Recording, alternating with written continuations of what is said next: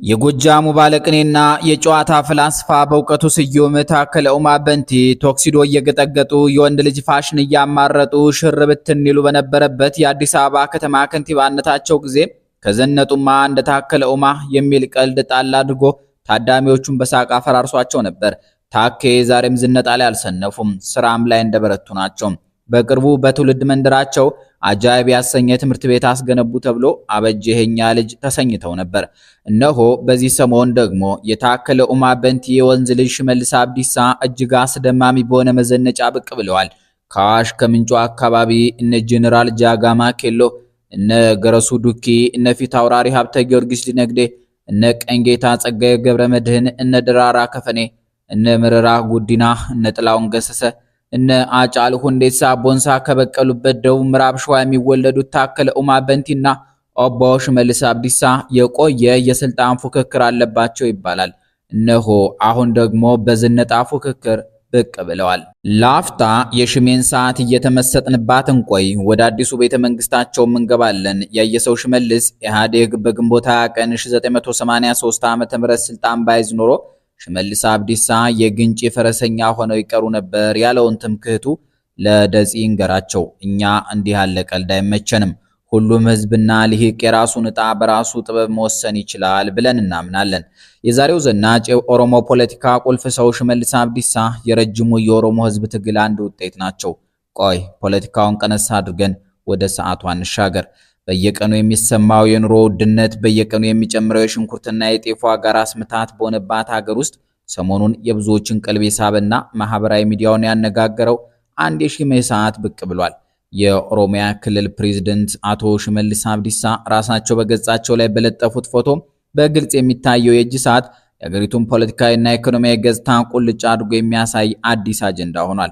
ፕሬዝዳንቱ በእጃቸው ያሰሩት ሰዓት በዓለም አቀፍ ደረጃ በውድነቱ በዝናውና በቅንጦቱ የሚታወቀው ሮሌክስ ጂኤምቲ ማስተር 2 ሩት ቢር የተሰኘው ሞዴል መሆኑን አበሾች እያወሩ ነው።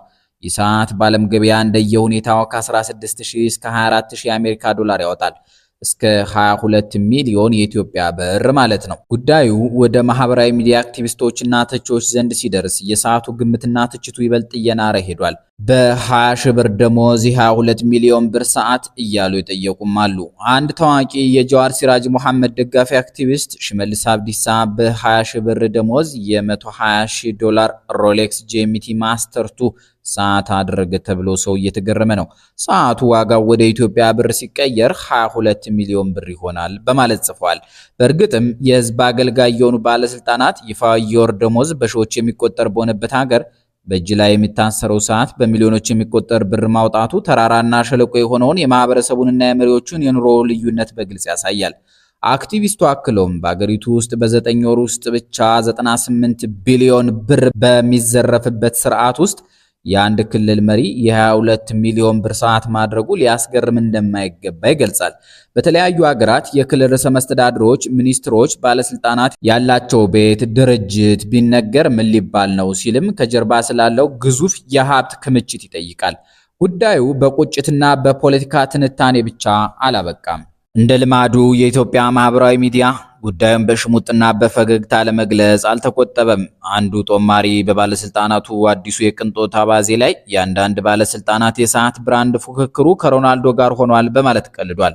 ክርስቲያኖ ሮናልዶ ዶስ ሳንቶስ አቬሮ በላቡና በችሎታው ከሚያገኘው በቢሊዮን የሚቆጠር ዶላር ገቢ ላይ ቀነሳ አድርጎ ታዋቂና ውድ የሰዓት ብራንዶችን እንደሚያደርግ ይታወቃል። አሁን ግን በደቡብ ሀገር ኢትዮጵያ ያሉ ባለስልጣናትም ስታይላቸውና የእጅ ጌጣቸው ከዓለም አቀፍ ስፖርተኞችና ከሆሊውድ ኮከቦች ጋር መፎካከር የጀመረ ይመስላል። የህዝብ እንባና የኑሮ ጩኸት በበዛባት መድረክ ላይ እንዲህ አይነቱ የቅንጦት ፉክክር ማህበረሰቡን ይበልጥ አስቆጥቷል። ይህ የሰዓት አጀንዳ እንዲሁ የመጣ ድንገተኛ ክስተት አይደለም። ኦቦ ሽመልስ አብዲሳ ከጠቅላይ ሚኒስትር አብይ አህመድ ቀጥሎ በኢትዮጵያ ሁለተኛውን ውድና ግዙፍ ቤተመንግስት እየገነቡ ያሉ መሪ መሆናቸው ይነገራል። የኒጉም ላላ ሰው ቤተመንግስት በቦሌው መንገድ የኦሮሚያ ብሔራዊ ክልላዊ መንግስት ፕሬዝዳንት ጽሕፈት ቤት ውስጥ ይገኛል። ሽሜ ያንን ቅንጡ ቤተመንግስት እያስገነቡ በቦሌው ጎዳና ሽር የምንልበት የተሰኘውን ዘፈን የሚሰሙ ይመስለኛል። ጴንጤ ናቸው ቢባልም እንደ አንድ ዘመናዊ ፖለቲከኛ ሙዚቃ ኃጢአት ነው የሚለው ሐሳብ ላይ ተቸክለው ጎሳዬ ተስፋዬን ከማጣጣም የሚታቀቡ ከሆነ ህይወት መራራ ትሆንባቸዋለች። የሆነው ሆኖ ይሄ ቅንጦት ህንፃዎች ግንባታና በሚሊዮን የሚቆጠሩ የሮሌክስ ሰዓቶች ማሳያ የአገሪቱ መሪዎች ከህዝቡ እውነተኛ የዕለት ተዕለት ህይወት ምን ያህል እየራቁ መሆናቸውን የሚያሳይ ትልቅ አጀንዳ ነው። ህዝቡ ለመጓጓዣ፣ ለሕክምና ብሎም ለምግብ ዋስትና በሚንገላታባት ኢትዮጵያ የምትባል የሲኦል ጎረቤት የሆነች ሀገር ውስጥ የመሪዎቹ ሰዓት በዶላር መተመን ለብዙ ጨዋታ የሚጋብዝ ሆኗል። ሰዓቱ ጊዜን ያሳያል። ነገር ግን ለአሁኑ የኢትዮጵያ ፖለቲካ የሽመልስ አብዲሳ ሮሌክስ ሰዓት ጊዜን ብቻ ሳይሆን በባለስልጣናቱና በዳዋዝ መካከል ያለውን ሰፊ የኑሮ ገደልና የቅንጦት ፉክክር በግልጽ ያሳየ ማንቂያ ሆኗል።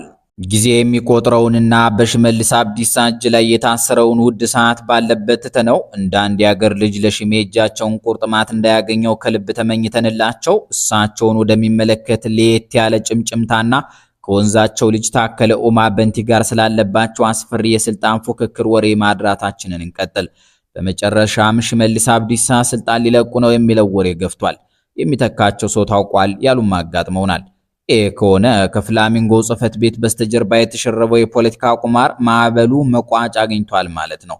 በኢትዮጵያ ፖለቲካ ማዕከል ውስጥ ለወራት ሲብላላ የቆየው የስልጣን ሽግግር ጭምጭምታ አሁን ግን አጠቃላይ መዋቅር ወደማይቀለበስ አዲስ ምዕራፍ እያነጎደው ይገኛል። የኦሮሞ ፖለቲካ በአገሪቱ መረጋጋትና ስልጣን ላይ ያለው ሚና ከፍተኛ በመሆኑ በዚህ መዋቅር ውስጥ የሚደረጉ ማናቸውም እንቅስቃሴዎች አጠቃላይ አገሪቱን የወደፊት ዕጣ ፈንታ የመወሰን አቅም አላቸው። በተለይም የኦሮሚያ ክልል ርዕሰ መስተዳድር ኦቦ ሽመልስ አብዲሳ ከስልጣን ሊነሱ ይችላሉ የሚለው የፖለቲካ ግምቶችና በምትካቸው የቀድሞው የአዲስ አበባ ከተማ ከንቲባ ኢንጂነር ታከለ ኡማ ሊተኩ ይችላሉ የሚሉ ወሬዎች መድረኩን በከፍተኛ ሁኔታ ሙቀውታል። የአይነቱ ግምት ዝም ብሎ የመጣ ሳይሆን በኦሮሞ ፖለቲካ ውስጥ ትልቅ ሚዛንና ተሰሚነት ያላቸውን ሁለት የተለያዩ የፖለቲካ ክንፎች ፊት ለፊት የሚያገናኝ በመሆኑ የብዙዎችን ትኩረት ስቧል። በእነዚህ ሁለት ቁልፍ ግለሰቦች መካከል ሊደረግ የሚችል ማንኛውም የስልጣን ሽግግር ከቀላል የአመራር ለውጥ ባለፈ የገዢው ፓርቲ የስትራቴጂ አቅጣጫ መቀየርን የሚያመለክት በመሆኑ ጉዳዩን የላቀ እጅግ ጥልቅና ተጠባቂ አድርጓል። ይህን ተከትሎ የሁለቱ መሪዎች ማንነት፣ የአመራር ባህሪና ከጠቅላይ ሚኒስትር አብይ አህመድ አሊ ጋር ያላቸው ግንኙነት በድጋሚ በትኩረት እየተፈተሸ ይገኛል። የኦህዴድ ወይም ብልጽግና ውስጣዊ የስልጣን ፉክክርና የመንደርተኝነት ስሜት ምን ያህል ጥልቅ እየሆነ እንዳለ በተለያዩ ፖለቲካ ታዛቢዎችና አንቂዎች ሲገለጽ ቆይቷል። ኦህዴድ አገሪቱን የመምራት ዕጣ ከዋጥ የተረከበ ሰሞን ከባለስልጣናቱ ጋር ቅርብ ግንኙነት የነበረውና አሁን አክቲቪስት ሆኖ በተቃውሞ ግራ የተሰለፈው ጉማ ሳቃታ ገሜ የተባለ አንቂ የፓርቲውን ውስጣዊ አሰራርና የስልጣን ሽኩቻ በሚመለከት የራሱን የግል ምስክርነትና መረጃዎች ያጋራል። እንደ ጉማ ሳቃታ ገሜ ገለጻ የወቅቱ የአዲስ አበባ ከተማ ከንቲባ የሆኑት ወይዘሮ አዳነች አቤቤ የአዲስ አበባ ከንቲባነትን ከታከለ ኡማ በንቲ ለመንጠቅ 90 ሚሊዮን የኢትዮጵያ ብር አካባቢ ለባለስልጣናት በማደል የታከን ሚዛን አዛብታ ስልጣኑን ለመረከብ በቅታ ነበር ይላል። ምንም እንኳን አንቂው ወይዘሮ አዳነች የከንቲባነት ስልጣናቸውን ከታከለ ለመረከብ 90 ሚሊዮን ብር ከፍለዋል ማለቱ በወቅቱ መሳለቂያ ቢያደርገውም የከተማዋ ወንበር ከሚያስገኘው ጥቅም አንጻር 90 ሚሊዮን ብር ምንድነች ያሉም አልጠፉም። ሆኖም ዛሬ ከንቲባዋ በአዲስ አበባ የንግድና የጋራ መኖሪያ ህንፃዎች ላይ ያላቸውን ፍጹም የሆነ ቁጥጥር ያየ ሰው የጉማ መረጃ እውነተኛ ቢመስለው ላይፈረድበት ይችላል የሚሉ እይታዎችም አሉ። ጉማ ሳቃታ ገሜ የነዚህ ሰዎች ስልጣን ምን ያህል መንደር ውስጥ እንደወረደ ለማሳየት ሲል በግሉ የገጠመውን ክስተት ሲያወሳ የኦሮሞ ፖለቲካ ቁልፍ መሪዎች በውስጣዊ የአካባቢና የመንደር ትስስር አምቦና ግንጭ ሳይቀር እንዴት እንደሚከፋፈሉ ያሳያል። ገና ለውጡ የመጣ ሰሞን ከሽመልስ አብዲሳ ጋር መቀራረቡን የሰማው ታከለ ኡማ የሆነ ምሽት ላይ በስልክ አፈላልጎት የት ነው ያለው ምንድነው የምታደርገው እዛ ሲል የጠየቀው ግንጭ ከተወለደው ሽመልስ ጋር ምን ትሰራለህ ለማለት እንደነበርና መቅረብ ያለበት አምቦ ለተወለደው ለእርሱ እንደሆነ በመግለጽ የኦህዴድ መንደርተኝነት ይተቻል። አቶ ሽመልስ አብዲሳ ከ2011 ዓ.ም ጀምሮ ትልቁን ክልል ኦሮሚያን እያስተዳደሩ የሚገኙ የግንጭ ሰው ናቸው። በአሁኑ ጊዜ በአገሪቱ የፖለቲካ መድረክ ላይ አቶ ሽመልስ ከጠቅላይ ሚኒስትር አብይ አህመድ ጋር ያላቸው ቅርበት እጅግ መሰረታዊ፣ ስትራቴጂካዊና የማይናወጥ የሚባል ነው። የኦሮሚያ ክልል የአገሪቱ የፖለቲካ ስልጣን ዋና የጀርባ አጥንት በመሆኑ አቶ ሽመልስ ይህንን ወሳኝ ክልል በበላይነት መምራታቸው ለጠቅላይ ሚኒስትሩ የስልጣን መረጋጋት ትልቅ ዋስትና ሆኖ ቆይቷል። በፖለቲካ ተንታኞች እይታ አቶ ሽመልስ የፓርቲውን ውስጣዊ መዋቅር ጠብቆ ለማቆየት፣ የጸጥታ ፈተናዎችን ለመጋፈጥና የፓርቲውን ፖሊሲዎች ያለምንም ማንገራገር በክልል ደረጃ ተግባራዊ ለማድረግ ፍጹም ታማኝ ሆኖ አገልግሏል። ጠቅላይ ሚኒስትሩ ብሔራዊ ተደራሽነት ያላቸውን ትላልቅ የልማት ፕሮጀክቶች ሲያልሙ አቶ ሽመልስ በኦሮሚያ ክልል ውስጥ ያለውን መሬትና የሰው ኃይል በማስተባበር ረገድ የዋና ስራ አስፈጻሚነት ሚና ይጫወታሉ። በሌላ በኩል አቶ ሽመልስ የሚያደርጓቸው አወዛጋቢ ንግግሮች የሚያስከትሉትን የፖለቲካ ጫና ራሳቸው በመሸከም ለጠቅላይ ሚኒስትሩ ማዕከላዊ ስልጣን እንደ መከላከያ ጋሻ ሆነው ያገለግላሉ። አቶ ሽመልስ ይበልጥ ተቋማዊ የፓርቲ መዋቅርን የሚከተሉና ከህዝብ እይታ ርቀው በውስጥ ስራዎች ላይ የሚያተኩሩ መሪ ሲሆኑ ስልጣናቸውን የሚያስከብሩት በካድሬና በጸጥታ መዋቅሩ ጥንካሬ ላይ ነው። የፖለቲካ መሰረታቸውን በዋናነት በኦሮሚያ ክልል ገጠራማ ክፍሎች በፓርቲው ታማኝ ካድሬዎችና በክልሉ የጸጥታ አመራሮች ላይ የተገነባ ነው። በተለያዩ ጊዜያት የሚያደርጓቸው ንግግሮች የኦሮሞን ብሔርተኝነት ማዕከል ያደረጉና የፓርቲውን የክልል የበላይነት ለማረጋገጥ የሚጥሩ በመሆናቸው ከሌሎች ብሔረሰቦች ዘንድ በተደጋጋሚ ትችት እንዲሰነዘርባቸው ያደርጋል። ባለፉት ዓመታት አቶ ሽመልስ በኦሮሚያ ክልል የገጠማቸውን የጸጥታ ቀውስ ለመግታት የኃይል እርምጃዎችና ጥብቅ ቁጥጥርን ያደረጉ ሲሆን በክልሉ ለዓመታት የዘለቀው የጸጥታ ለመረጋጋትና ያስከተለው የፖለቲካ ጫና አሁን ላይ ከስልጣን የመነሳታቸውን ወሬ እያገዘፈው ይገኛል።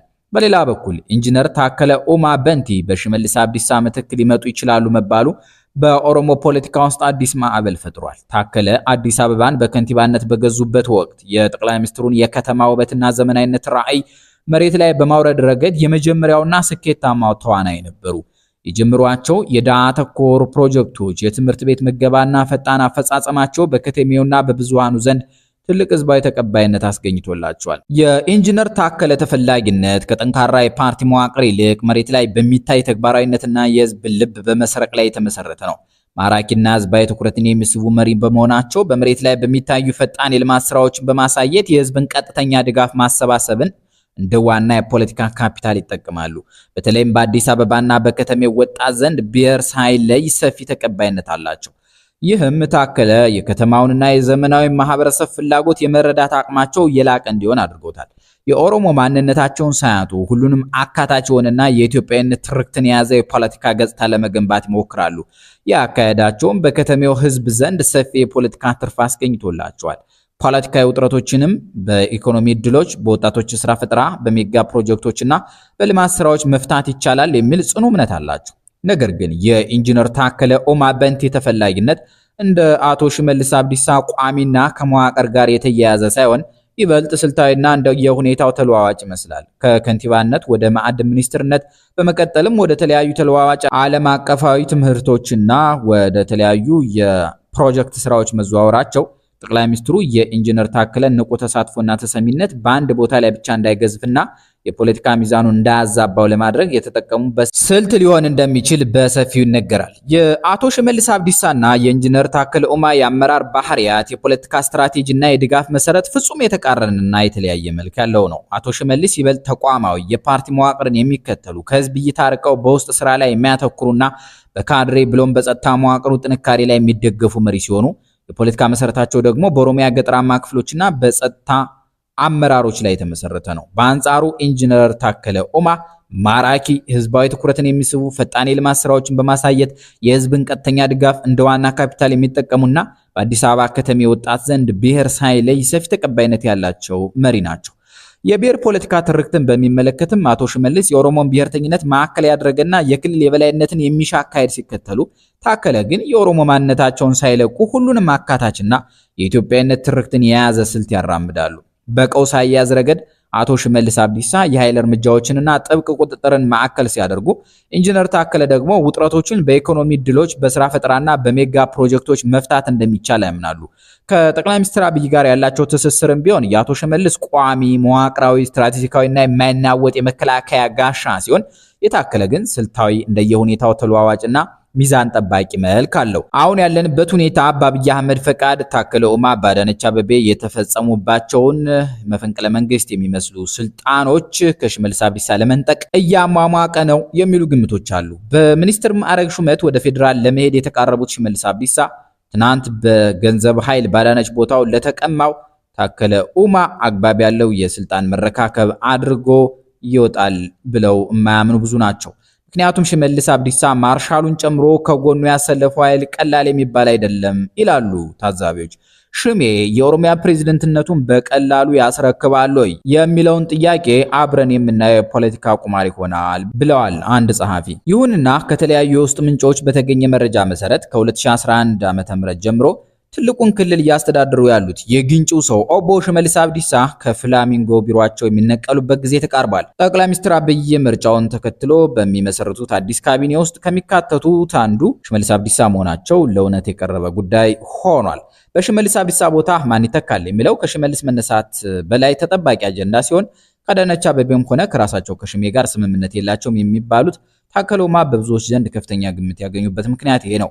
በሌላ በኩል ደግሞ ከ2019 ዓ.ም ጀምሮ በእርግጠኝነት ለማ መገርሳ በድጋሚ የኦሮሚያ ብሔራዊ ክልላዊ መንግስት ፕሬዝዳንት ይሆናል፣ እንዲሁም ኢንጂነር ታከለ ኡማ በድጋሚ የአዲስ አበባ ከተማ አስተዳደር ከንቲባ በመሆን ይሾማሉ በማለት ብዙም የማይገመት ግን እውነት ሊሆን የሚችል የተለየ አስተያየት የሚሰጡም አሉ።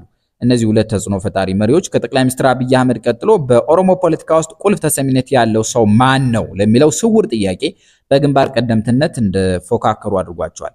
ሽመልስ የመዋቅርና የፓርቲ ታማኝነት ተምሳሌት ሲሆኑ ታከለ ደግሞ የህዝባዊ ተደራሽነትና የስራ ክንውን መገለጫ ናቸው። እሳቸውን ማለትም ታከለ ኡማን ወደ ኦሮሚያ ክልል መሪነት ማምጣት ገዢው ፓርቲ በኦሮሞ ፖለቲካ ውስጥ የተሸረሸረውን ህዝባዊ አመኔታ በልማትና በህዝብ ግንኙነት ስራዎች ለመጠገን የወሰደው ስልታዊ እርምጃ ሊሆን ይችላል ተብሎ ይገመታል።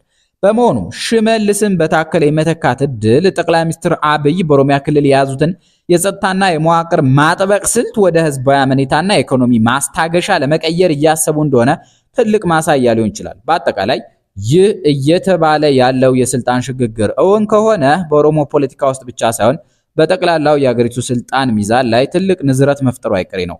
የሽመልስ አብዲሳና የፓርቲ ቁጥጥራቸው ወይስ የታከለ ህዝባዊ ተቀባይነትና የልማት ጉልበት ያሸንፋል የሚለው ጉዳይ የብልጽግና ፓርቲን የወደፊት ህልውናና የኢትዮጵያን የፖለቲካ አቅጣጫ የሚወስን ወሳኝ ታሪካዊ ክስተት ሆኖ ይቀጥላል። እኛ ጨርሰናል። እናንተ ምን ታስባላችሁ? ግምታችሁን፣ ትንተናችሁን፣ መከራከሪያችሁን በጨዋ ቃላት አስተያየት መስጫው ላይ ጻፉልን። ስለ ሮሌክስ ሰዓቱም የምትሉት ነገር ካለ ልናነብ ዝግጁ ነን። እርስዎ ሮሌክስ ሰዓት ገዝተዋል? ጤና ይስጥልን።